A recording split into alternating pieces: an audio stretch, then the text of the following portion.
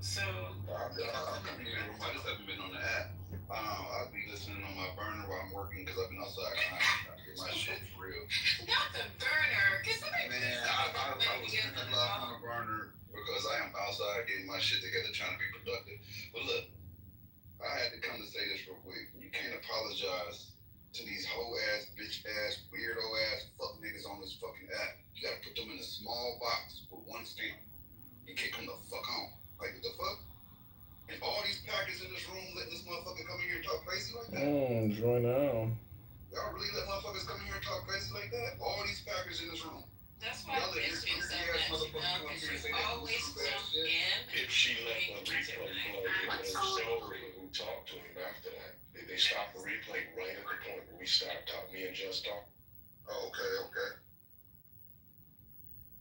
Ain't no way they should be able to get that kind of shit off in the room without being made to feel the small little fucking piece of shit they are in that small little box they belong in. And that should be kicked to the curb. You don't place that outside on your front porch. Fuck that. And you definitely don't apologize to that fuck nigga at all. No, you don't ever apologize to him.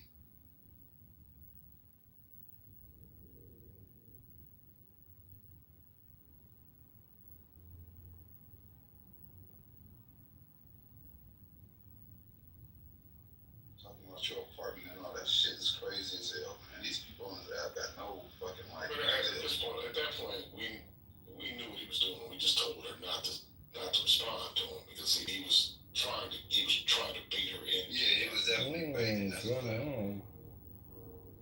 That's what I'm saying. With them kind of people, you just remove them, put them in the audience. Just don't even talk to them. They're not even worth conversing. But you know what? I don't think he's capable of having a conversation to really validate his points if somebody systematically breaks it down. Like, you really have no points. You're just articulating bullshit that you've heard repackaged in more bullshit. That's why you just put it on the audience and don't talk to him. Sometimes give him enough rope to dangle, man. I like to watch their feet kick while they. Yeah, but he's not talking about anything. He wasn't. He was intentionally trying to be. Inflammatory. That's the reason why we just said don't talk to him. I give the service guy actually talking to him By giving him enough space to breathe. We just don't even talk to him. Yeah, he said some shit that should have. Yeah, his head should have been tore off. What are you guys talking about? It's a lot of self-hate, a lot of like self-hate just being spewed, man. Self-hate. Well, I don't know. It's sure. But, hey, I don't come in here, I'm looking at the title, and then last week we had that conversation about how many black women Trump has dismissed from the government in high-ranking position, and here he goes again, another one. I mean, Trump has literally gotten rid of every black person I knew who was in leadership in government in the federal government. He reassigned some to lower-ranking positions, and he outright fired others he couldn't. He doesn't want one black woman in any position. Wasn't that what the gerrymandering was about in Texas? Yeah, trying to get rid of Al Green and what's her name? Jasmine.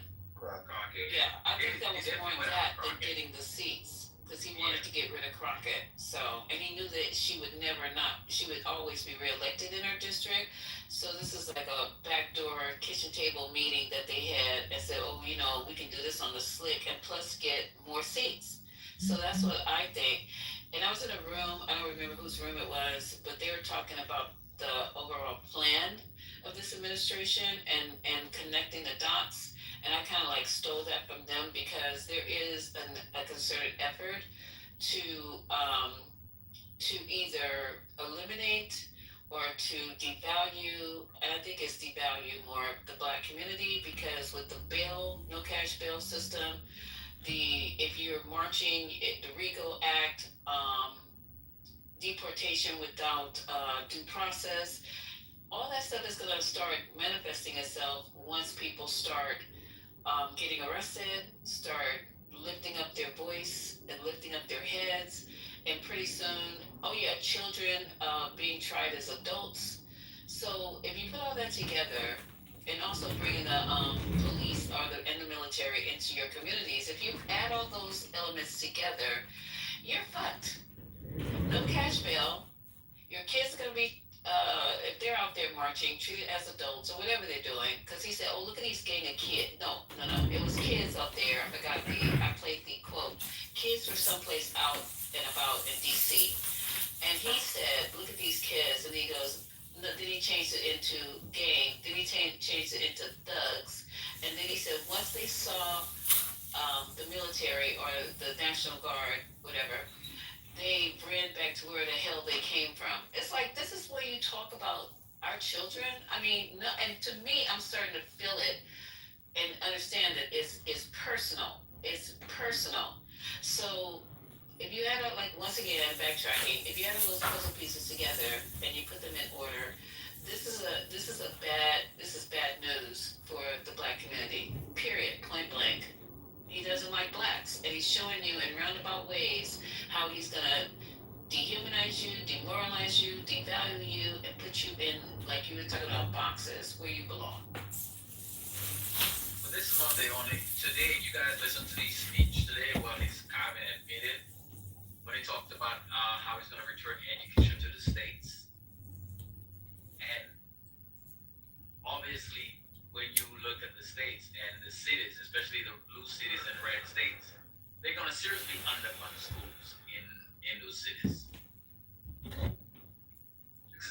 I mean, Trump is a considered effort. And I tell people like it was they started with first trying to devalue us in education. Lately, you know what meme I see circulating among the right wing? Memes about black women are not the most educated. Blah blah blah blah blah. Those have been just proliferating around the right wing, and I can always track to see what they're talking about because when I see people that I know who are right wing who push this shit, what they're saying, and then you see the meme factories start making memes on this shit. And then that's how a lot of them I can get that information out of their memes. And they share with their friends, they think it's funny, and that's how it just permeates through their spirit.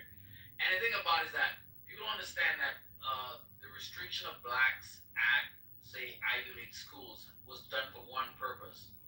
You know, because we could say that, hey, we went to your schools, we went to your best schools. Why shouldn't we have a seat at the table? But to deny black people access to those schools, now black people can say, well, I'm as equally as educated as you are. I went to the same prestigious school as you are. Why shouldn't I be able to apply for the same jobs? So now, and then in the same time, they were saying that HSBCU schools are undereducated black folks. They're not. You don't get a real education when you go to those schools. So one, they want to prevent us from going to the best. Hey, what's up, Walter? Hey, what's up? Nothing. I'm just about to go sit in the sun. What are you doing? Hey, what's that interview I had with that guy? It's with the college down in Normal. Or are you talking about the one on the YouTube now with George Steinhardt? No, the other guy, Benjamin. Oh, that's coming up. That's in Normal, Bloomington Normal. How big is that? It'll be good press. It's worth it. I mean, how many people look at that? It doesn't matter. It gives me credibility because it's with a name brand publisher. So it would be stupid for me not to go down there and get that publicity because that's how I build my resume going forward, you know? And what about, they could do interviews over the phone or what? Yeah, that's what I'm saying. Oh. But they want to, they want to get me cornered, put me in the booth on the college, and I'm like, haven't you guys heard of the fucking internet? You fucking Stugats. We got to be efficient here. Stugats. Everybody's making alliances right now. I'm about to gas up Aaron Delmar real good. I got a gas tank with me. I'm about to gas him up. Yeah, well, what? Well, he got into an argument with Mark. Yeah, I heard that. So I'm gonna overlay the audio of Aaron Delmar screaming on top of his images, and then everybody can hear what Aaron Delmar sounds like when he gets angry. Yeah, how's that? What do you know, that digital stuff? It's just filming. It's just overlaying audio with video. It's very easy. I'm gonna do it actually right now. I was gonna do it last night, but you reminded me. They gotta gas up Aaron Delmar for Mark. And then what would that do? Would you go angry, like, ah? Yeah, when Aaron Delmar sees it, he'll have like a migraine and he'll be like.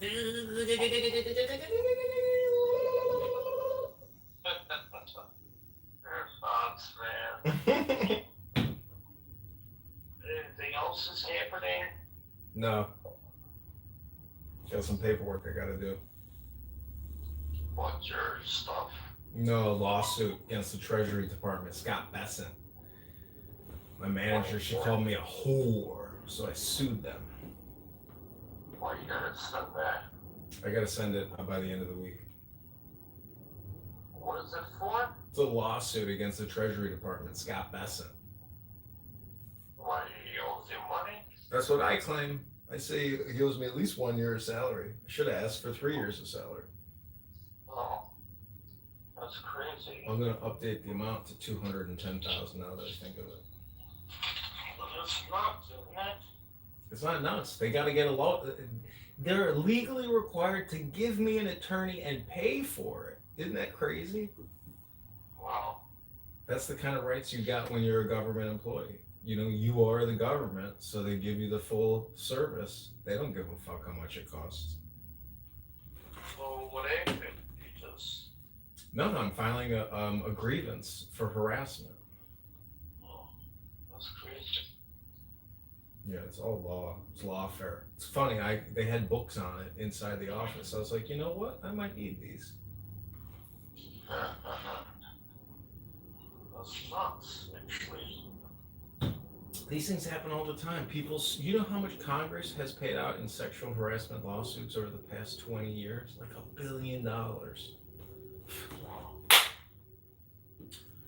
All right, well, listen, I'm going to send you the link to a room that I'm in right now because I'm recording it. So I will talk to you soon or see you in the room. Oh, wow. Okay. Okay, talk to you soon. Bye.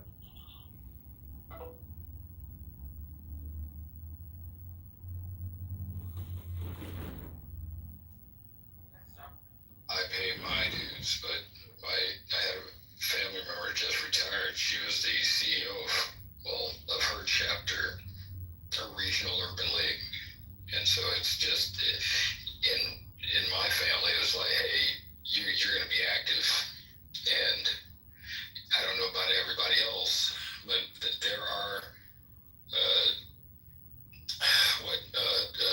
regional, like Dr. H. was saying, and regional chapters. I just encourage people to reach out, and sometimes they may not be loud, but they are active. And these organizations, you know, they are the people, and they can only do so much as they have the people power to do. And listen, there's an error that has I happened. haven't heard anything from them though. I don't understand what we're saying. What do you mean? I just said what I said. What do you I haven't heard. I don't understand. What do I want to hear? I want to hear them say anything. It's like, have they said anything about what's? No, seriously. I mean, I know you guys. I'm being quite serious. I'm serious too. I haven't heard nothing. The Urban League is very engaged in the lawsuits, as is the NAACP. They are very engaged in that action. So they have partnered with other groups to deal with that. And they're also engaged in trying to strategize private partnerships to create opportunities in the gap that's going to be made with all of this stuff that's happening with the federal government. But they also can't do anything without money. So along with membership goes, along with the lack of membership comes a lack of funding. So people don't participate in them, they don't get the money because over time we have allowed, this goes hand in hand with the lack of education. This goes hand in hand with the being propagandized. We have examples of that on stage as we speak. People who have succumbed to the notion that these groups are old and that they don't serve a purpose anymore and that they're not as vocal, even though they're doing the real work, as Dr. AG has just so eloquently laid out. They do a lot of the work behind the scenes, and they do have people that come and speak on people's behalf. There have been instances where the NAA has supported Sabrina Fulton during the time when Trayvon Martin was killed. There's a lot of things that they do, and countless others after that. They were involved in Mike Brown in St. Louis. There's a lot of if you're looking for things that they do publicly and visibly, they do a lot of different things. But we have to understand what they are and what their function is. They do exactly what they can do with the lack of membership and with the lack because they're not funded well. They've not been able to evolve into the new time period. I mean, this is the information age. I'm sorry, Jim Amaland. This is the information age, and there's a lot of ways to get, to reinvent your organization if that's what you want to do and get the word out there. I don't know what's going on because literally if you start asking people to get involved, if you start making yourself more visible and your message more clear, there's nobody else. Never mind. Yeah, I'm gonna go in. I'm just saying you're not even right now. One second, Quinn. I do think I would love to see them more visible, but they are absolutely taking steps to try to fight Trump. Like 1,000%, they're not inactive. They did file a lawsuit against the DOE, right, for cutting off the funding, right? And they really pushed back against DEI when that came out. We might not have heard about it because it wasn't as publicly broadcast, but they're actually doing the legal work. Like they're filing the lawsuits that actually contest the actions that Trump is taking right now. So it's not as publicized as we would like to see it, but they definitely are fighting Trump. And that's what I'm saying. Like they can't do that without new blood. Like you're talking about people who were involved in the '80s who are now in their 80s. You need new blood. You need people who understand the importance of it. And it's not everybody, but they just don't have when people say that, they always look at them as eternal organizations who will continue to do the work no matter what. But we don't often understand that we are now the people who are supposed to be the people involved in that, and many of us are not. And it's their charge to get, if they're 80, just like, oh my God, I don't want to have this conversation, but can I just say this for her? Just like Maxine Waters, she's getting ready to, I guess, retire. I'm not sure when or how, where, but just like we're saying, you have to you're the emeritus, you have to bring people behind you, and you have to know how to get that done. That's their charge. It's not my charge. It's their charge. So let us know what what's going on, what you need, what you want to do, whatever, and then I'll be there to support. But I don't have the expertise in this. I don't know the ins and outs of nothing of this. That's their charge to educate me. Respectfully, the people that are in the NAACP and the Urban League, they're not all 80, right? No, they're not at all. I have three students who are a part of the Civil Rights Division, and they are the ones who do the legal cases. So not everybody is old. And sometimes you have to go to the place where the information is. And somebody put something in the chat, and my comment was, clearly you don't know what these organizations are, what their purpose is, and how they work.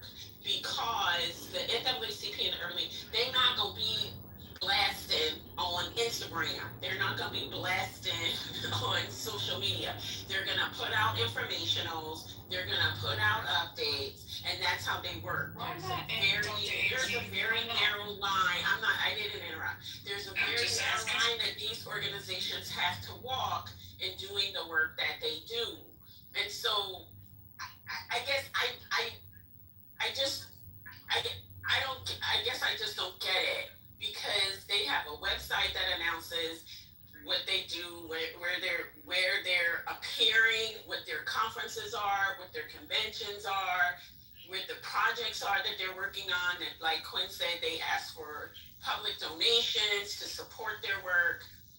I don't know, and I will confess to a bit of, and I've said this before, like a bit of impatience when I hear, as I often do, I hear people talk about inaction when there is clearly action, and being uninformed isn't always the responsibility of the source about which you want the information. There's labor that goes into keeping oneself informed and active. And I just had this conversation today, and my comment was, get up and find out. You can find out. The information is out there, but sometimes you have to seek it. It's not just fall in your lap.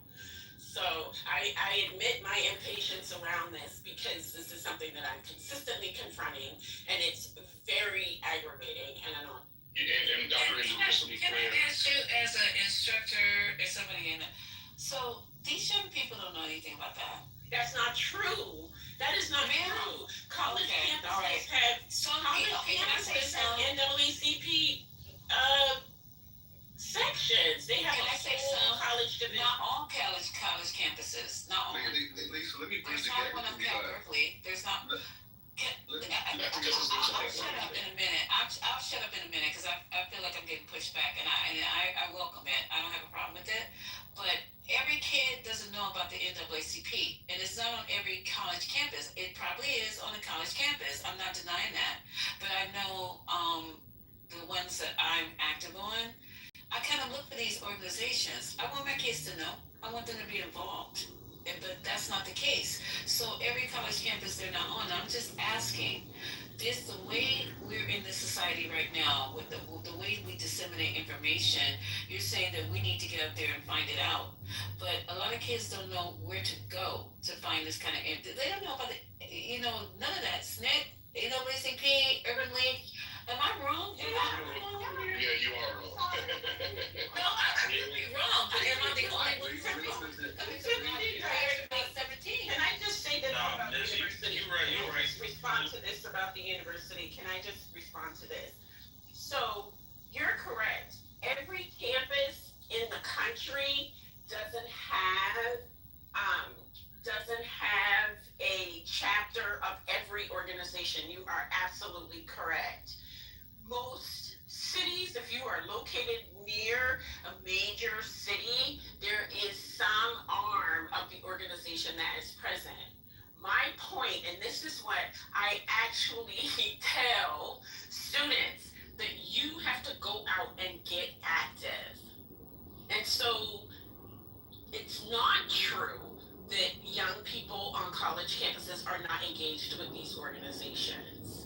A lot of young people use these organizations to introduce them to leadership if they are interested in that sort of thing.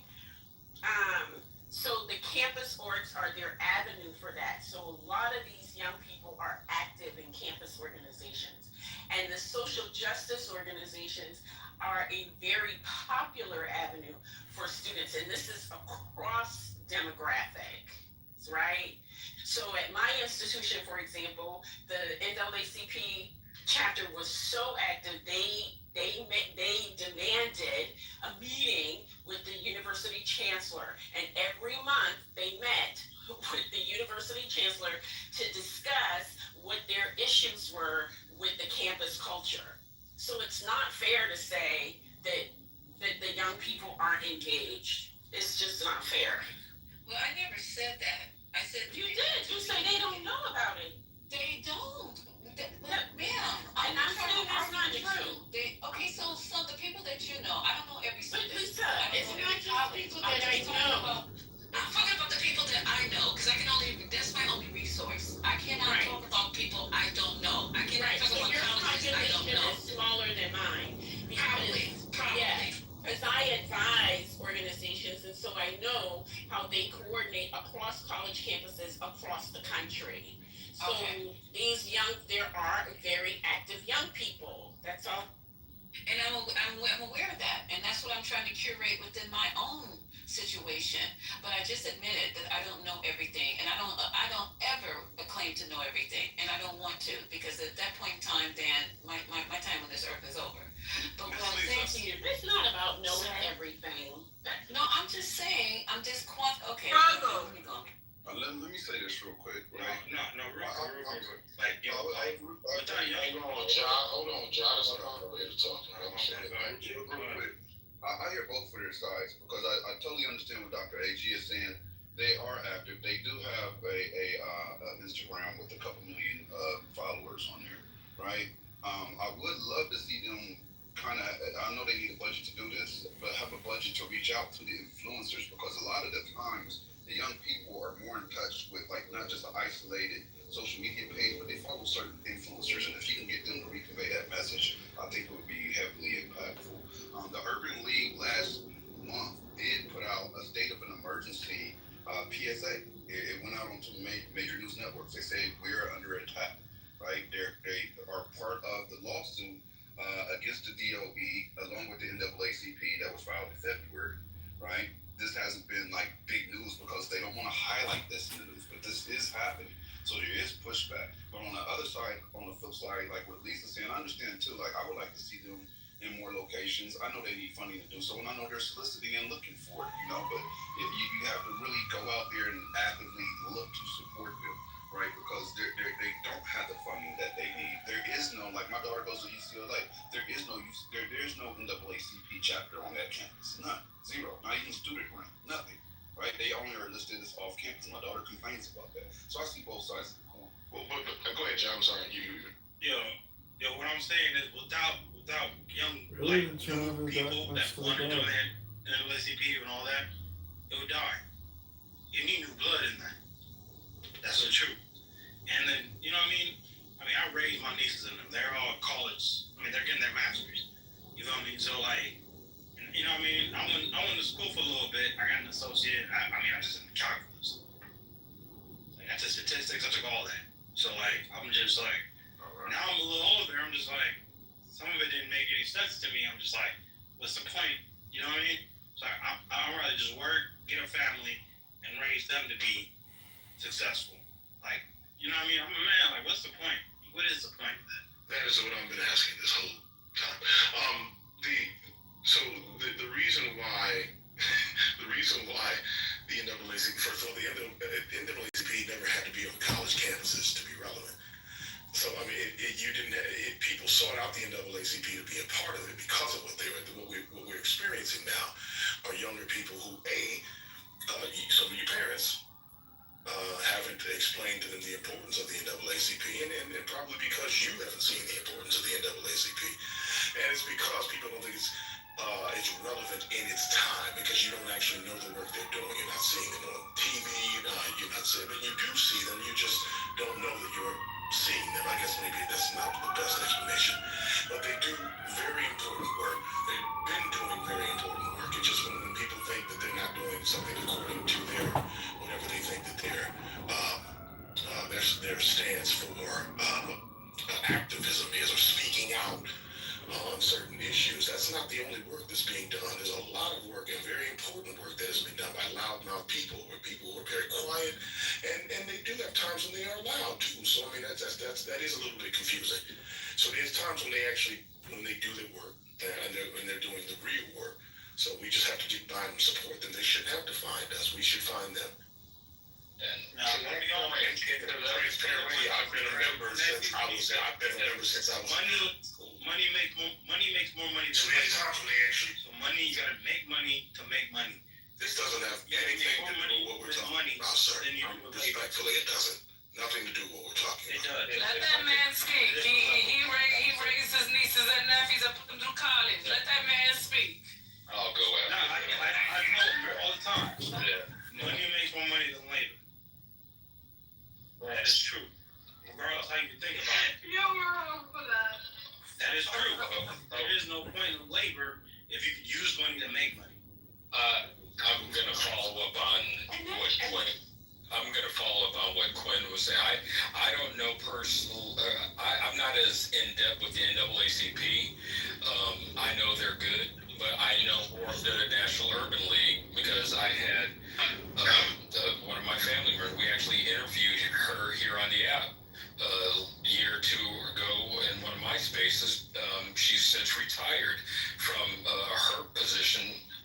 National Urban League. They do a lot of good in their respective chapters. My aunt, who was the CEO of the chapter in her major city, she instituted a shoe program for the youth, for not just African American youth, but she opened it up to anyone who was in need. Especially in this time of going back to school, making sure that kids from families of less means had all that they needed. They have a youth program where they're getting youth involved. In her chapter, or I should keep saying her chapter, she's in her former chapter, they have financial literacy programs. They have helped young people, especially young black people, take one foot into home ownership and that first step into wealth building that has so often passed us by because of redlining and other things of that nature that have held us back as a community. So this is something that I recognize my own biases because this is something that I've grown up with within my own family structure. But I know that's not available to all. But they're just looking. I encourage. Well, I was about to say open up the yellow pages, but Google your own respective city. If there isn't a chapter within your own city, see if there's one nearby. Mark Morales, the head of the overall National Urban League, they have something going on. I think by the end of this week in Harlem with Right, Wrong, or Indifferent with Al Sharpton and Martin Luther King III. If you get on the email or if you become a member, you're privy to this information. Yes. And that's just to anyone. Brian, open up the yellow I have a page. question. Crazy. I have a question to Dr. AG. Dr. AG, do you believe that those colleges don't have chapters because majority of people that are there, right? I think that's some of it, yeah. Because the student organizations can only be founded by students. So, I'll say that anyway. Yeah, student organizations. Yeah, I'm asking because I know UH has a chapter, so obviously we know UH is majority Black and Hispanic college. And a lot of the schools that had them, the chapters are older, and the students have just carried it. So there was a school actually in Indiana that they were like revitalizing theirs. They were bringing theirs back. This was like maybe 10, 15 years ago. They were bringing theirs back because it had languished, and they were renewing it. And so there is a resurgence of it. But yeah, that's why it's the student population. And different universities have different rules for how to form student organizations, but at most universities, you can form a student organization with as little as 5 people.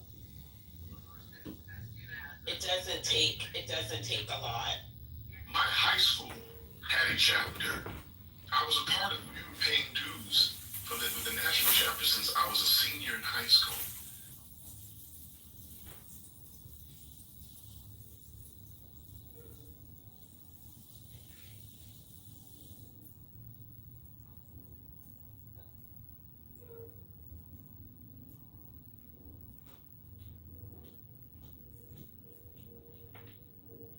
So basically, I got here. Yeah, we're here, Brooklyn. Okay, so basically, it would take for the kid to want to be involved, but then it will also take for the parent to, kind of encourage them to be involved in something like that. So if that's not happening, then correct, then you would also have to encourage your child probably to go to a school that has, more of the Black community. But they The majority of Black community. But they got local chapters outside of college. Oh, of course. You can do it outside of college. But I believe that it's also the parent encouraging the child. The child Right, wants that's what I'm saying. Like it would probably be based on the parents' involvement. So it's like a trickle down. If you're not involved, if you're not really telling your kids, you're not pro-Black with your kids, then your kids ain't pro-Black either. Yeah. I'm curious,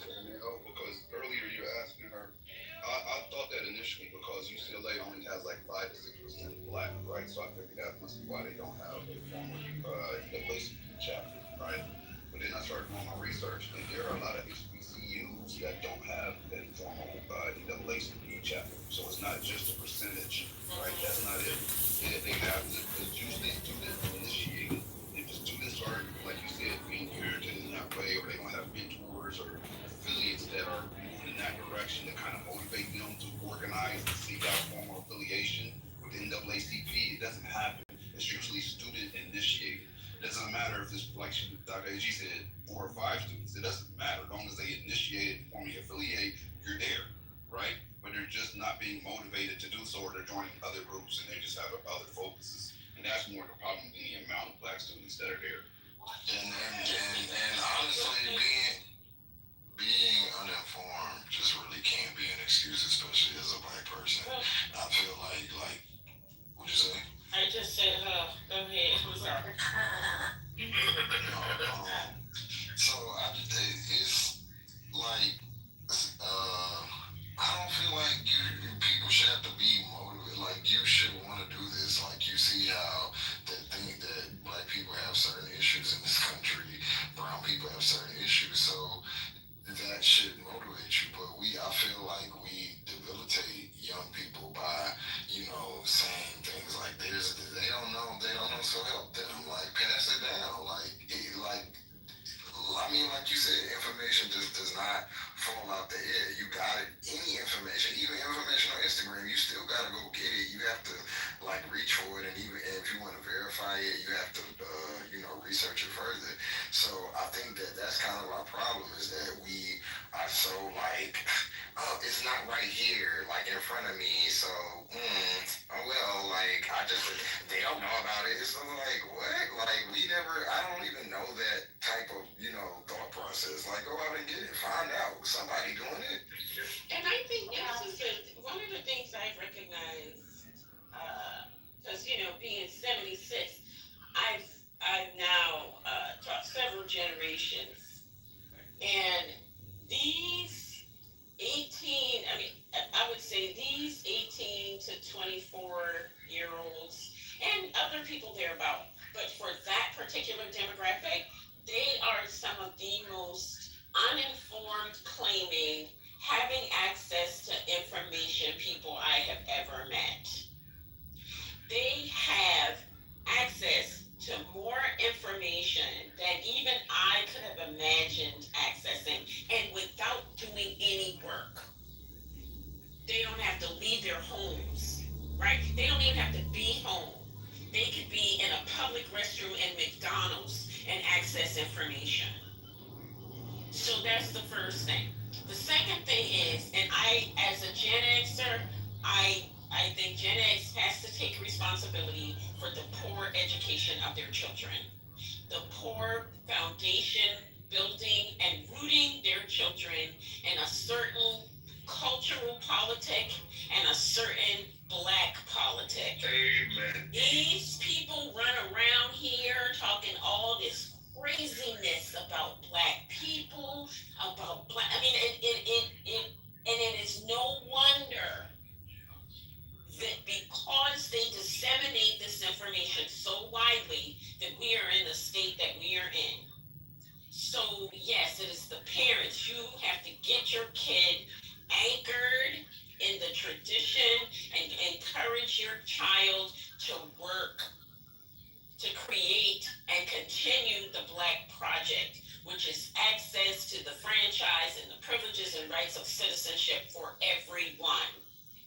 And if you're not doing it, your kid's not going to do it either. And your kid gonna find kids who ain't doing it. And then we gonna be fucked up sideways in the world. You mean just like we are now, Dr. AJ? You talking about Absolutely. Oh, okay. Absolutely.